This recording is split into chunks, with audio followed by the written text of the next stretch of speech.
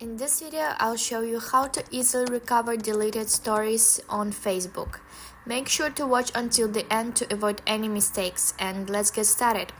First, open the Facebook app and tap on the menu. Next, tap on the gear icon to access Settings Privacy. And then go to the Meta's Account Center. Once the Account Center is loaded, go to your information and permissions. Here, tap on Download your information. Select your Facebook account and hit Next. Tap on the specific types of information, then hit See More. Scroll down until you find Stories, select it and hit Next.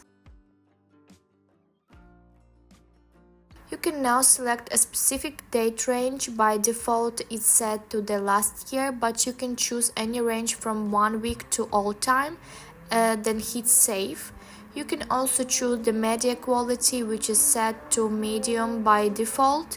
You can change it to high or low, then tap on the Create File.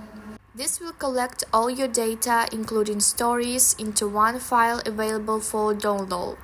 You will need to return to the page after some time. This process can take an hour or a few hours. Once ready, you can download the file containing all your stories, including the deleted ones.